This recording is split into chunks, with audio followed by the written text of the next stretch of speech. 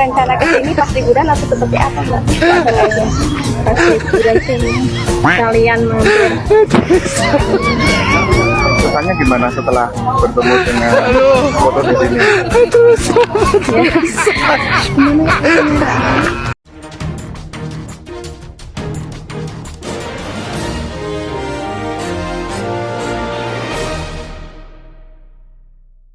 Selamat malam para netizen dimanapun kita berada, salam inspirasi bagi kita semua. Kabar baru, ternyata orang-orang yang datang ke rumah Jokowi ya dianggap settingan dan sebagainya. Ini pada akhirnya semuanya akan terungkap ya. Kita tahulah bahwa persoalan-persoalan sekarang ini nampaknya ya kekuatan Jokowi untuk ingin ya citranya ingin tidak turun dan sebagainya, nampaknya bisa saja ini merupakan settingan. Karena begitu banyak pengakuan-pengakuan yang kemudian muncul dia di media sosial. Dan tidak hanya itu, ya kabarnya dengan adanya masyarakat yang kemudian seolah-olah ngantri, ingin foto dan sebagainya, ya pada kenyataannya ini dari mana? Coba tanya satu persatu, apakah dia ngerti atau tidak? Ini dari beberapa dari beberapa orang-orang yang ada, nampaknya ada yang menjadi ketua ya untuk seolah-olah ada settingan sana sini. Ya, karena sampai hari ini seorang Jokowi itu masih belum move on, ya, masih belum move on, nampaknya masih belum move on. Bagaimana soal jabatan? Bahkan masyarakat menganggap jangan sampai rakus pada kekuasaan. Dan inilah yang kemudian banyak muncul spekulasi itu. Coba kita baca apa yang kemudian disampaikan oleh netizen di situ, begitu kan? Ini semua itu settingan doang. Nih gue kemarin siang lewat depan rumah si Mulyono. Ya, yang terus kemudian ada 3 bus yang dikoordinir untuk angkut orang-orang disuruh datang ke rumah dia. Bayangkan, ini sudah jelas di situ. Nih, bahkan benar bang, kata kawan bokap gua, dia tur rombongan ke Solo ke Masjid Zayed. Ya, terus ada yang arahin untuk ke tempat Mulyono. Ini kan ngeri-ngeri sedap pada akhirnya. Seorang politisi itu tidak ada yang keramat. Ya, selain menggerakkan sana sini, ya pasti membutuhkan biaya yang begitu fantastis. Orang akan melihat seberapa besar pengaruh dari seorang Jokowi pada kenyataannya di Pilkada 2017 ya di Jakarta mereka mengusung Ridwan Kamil. Ternyata keok juga. Artinya apa? Artinya pengaruh itu seorang Mulyono sudah tidak ada apa-apanya. Jadi janganlah yang kemudian menganggap bahwa masih berkuasa, masih bisa mengintervensi sana sini. Saya kira di era kepemimpinan Prabowo tidak ada di situ. Jadi nampaknya mungkin ya karena ini baru lengser, mungkin kalau sudah 1 tahun saya kira Jokowi sudah tidak ada apa-apanya. Ini terkuak pengunjung di rumah Jokowi ternyata settingan. Netizen mengatakan ada bus yang dikoordinir angkut orang. Ngeri-ngeri sedap. Ini jejak runner-up ya koruptor sedunia yang bernama ya Jokowi alias Mulyono ya pro asing. Ini komentar dari netizen dugaannya karena masuk pada OSIS RP bahwa seorang Jokowi masuk ya nominasi orang terkorup dunia versi OSIS RP. Dan inilah sampai hari ini masih saja muncul spekulasi. Nampaknya dengan rezim Jokowi kemarin begitu kan, nampaknya sudah mulai terbongkar di era Prabowo hari ini. Jadi saya rasa perkembangan politik ini akan semakin akan semakin maju setelah Jokowi lengser. Nampaknya Prabowo lebih memihak kepada rakyat kecil. Nah, ini sebenarnya masih terjadi di mana-mana begitu kan. Ya, coba kita baca nih. Yang gue habis pikir ya tidak ada raut wajah seorang Jokowi. Ya kalau sudah disetting seperti ini gimana?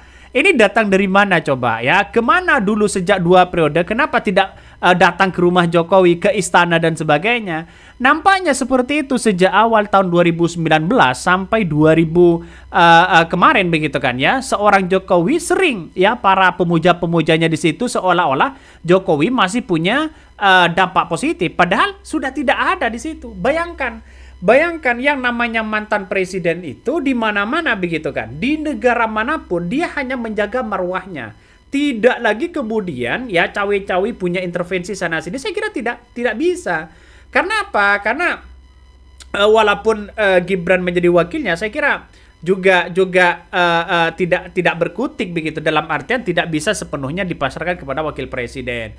Makanya orang muncul spekulasi bahwa Jokowi mungkin cawi-cawi seperti itu, belusukan sana sini, mungkin ingin mempersiapkan Gibran di tahun 2029. Mungkin ya.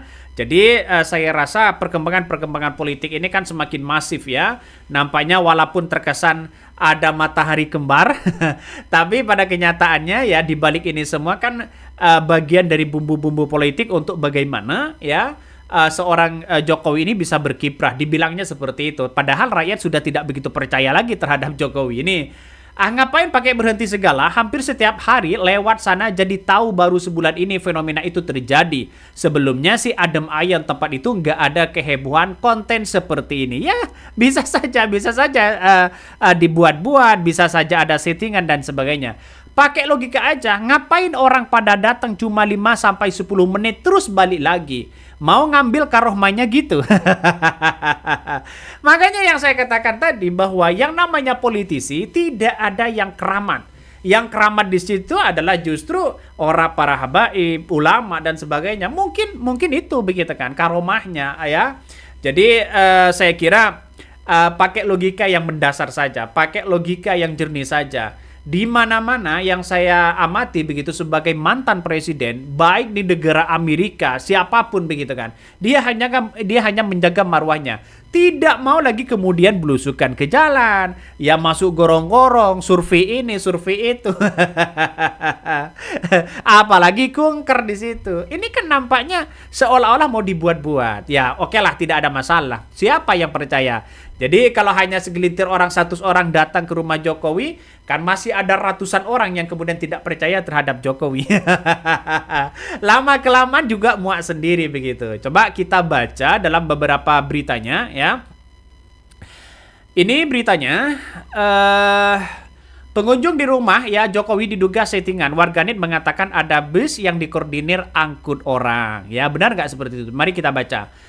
Rumah pribadi Presiden yang ke-7 Republik Indonesia Joko Widodo atau Jokowi yang berlokasi di Solo, Jawa Tengah belakangan ini tengah ramai dikunjungi oleh warga. Bahkan dalam video yang sebelumnya beredar di media sosial, para pengunjung rela antri hanya untuk bertemu dengan seorang Jokowi dan ingin bersalaman dengan seorang Jokowi. Masa iya? Secara logika masa iya?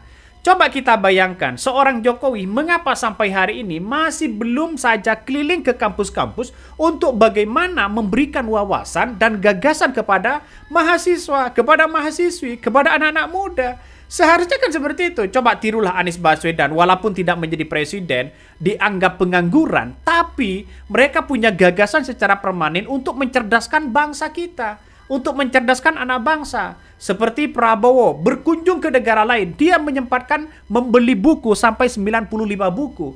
Seorang Jokowi 2 periode pernah nggak kunjungan ke Amerika, kunjungan ke Uni Emirat Arab, kunjungan ke Eropa dan sebagainya? Pernah nggak satu buku ya yang dibeli oleh Jokowi? Tidak ada. Jadi saya kira kan agak gimana begitu. Makanya sebagai mantan presiden setidaknya bisa mengarang buku lah ya untuk memberikan motivasi ya kepada anak-anak bangsa yang selama ini begitu kan ya. Anak-anak bangsa kita lihat saja di negara kita seharusnya kan butuh leaders yang kuat, butuh acuan yang kuat.